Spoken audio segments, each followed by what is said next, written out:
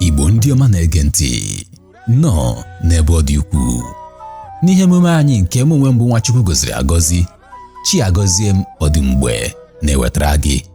N'ihe emume anyị n'ụbọchị nke taa, anyị ga-aga n'ihu n'ebe anyị kwụsịrị na oge gara aga. Anyị kwuru ihe gbasatara ịgụ aha dịka metụtara azụmahịa Igbo, ma n'ụbọchị nke taa ihe ga-ekwu maka ya bụ agụmagụ izu ụka ndị Igbo nakwa otu esi emetụta azụmahịa na akọ na uche nakwa otu ndị Igbo si ebi ndụ metụtara azụmahịa. Abịa na ịgụ izu, that's the days of the week, dịka n'ọgụgụ nke Igbo enwere Eke, Orie, Afọ, Nkwọ, nke bụgasị ụbọchị ahịa ndị Igbo. O wee bụrụ na ileru anya nke ọma, ị ga-ahụta na n'otu ụzọ maọbụ nke ọzọ, ọ dịka a ga-asị na ndị Igbo na azụmahịa gbara ndụ. Nke ọzọ yikwara ibe ya wee bụrụ ụdịrị nghọta na ọgụgụ isi ndị Igbo nwere.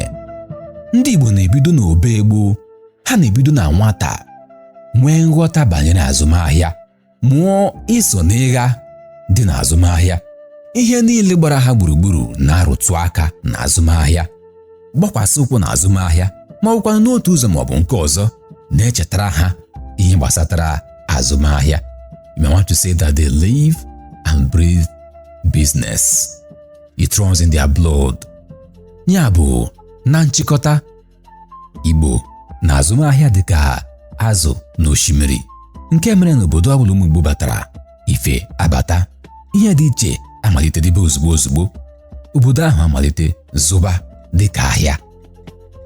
And that is not far-fetched from the reason why wherever the Igbos go, they bring with them economic vibrancy, serving as catalyst for radical economic growth and sustainability. O wee bụrụ maka ije nwamgbada jere n'ukwu ugiri, ugiri adaghị ada na nwamgbada alaghị ala. Mana o doro m anya na gị onwe gị kwetararị n'ukwu ugiri ọbụla nke ụmụ Igbo gara dịka ahịa, ugiri ahụ ga-adarịrị.